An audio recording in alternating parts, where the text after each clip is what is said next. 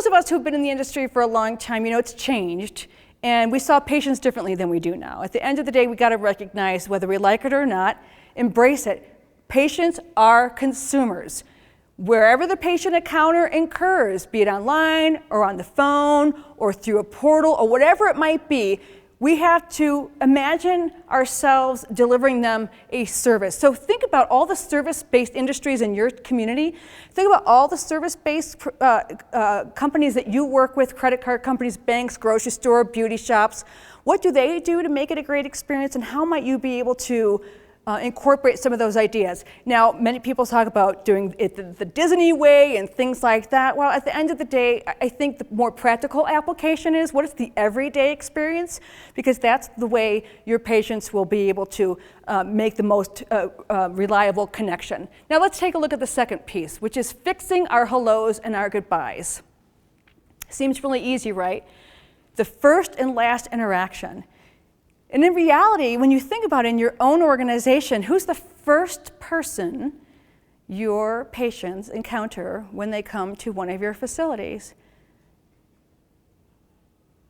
Receptionist, and the last would be maybe that same person or a scheduler. And typically, although we work to not relate so much with higher pay and better customer service, but they are the least invested in any organization. They do training. Typically it's training on some kind of technology, new equipment, new phones, what have you. But how much do you invest in that frontline staff, who are the people who are prepared, who can do the wayfinding, who feel empowered to walk somebody where they need to be? So I'm gonna see if you'll pass the FIND test, okay? Here's a little FIND test for me to give to you.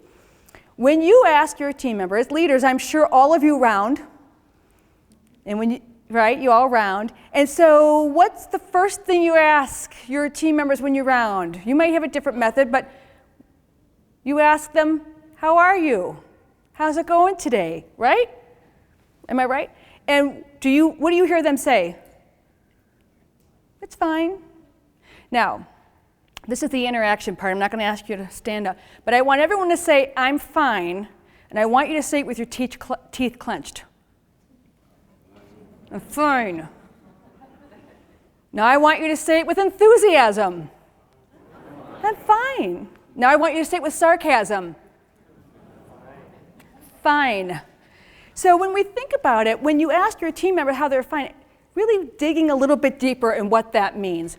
So my third piece is, everyone must learn how to apologize. And I don't say should learn how to apologize, because I am not here to should on you. I am here to provide you with insight on this one thing here, that everyone must learn how to apologize. It's not the easiest thing to do. What's a disingenuous apology sound like? I'm sorry you felt that way. I'm sorry I hurt your feelings. So we have to think about, how are we making sure that we are communicating with our patients and with each other, with fellow collaborators, our caregivers, developing empathy in your team. And by golly, until you know an individual on your team truly does have a high level of empathy, please don't put them in a position where they need to have empathy.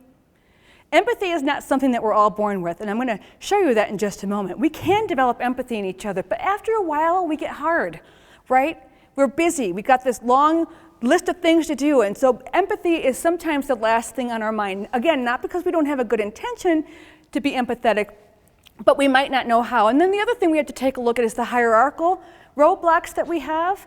I've seen a lot, I do a lot of work around organizations who want to become high reliability organizations, and when I tell them that emotional intelligence plays a huge role, they want to skip right past that part, because they really want to look at processes and systems and not the people side of things. So it really is important for us to make sure that we can rid our organizations of that defensiveness. How many of you have implemented Just Culture in your organizations? It's not an easy thing to do. Going through that algorithm does take a certain amount of empathy in looking at each situation. So I'm going to just show you something really quickly, a little video that I found to try and hit this point home, and hopefully the technology here will work for me. This is really speaks volumes to fair and equal treatment.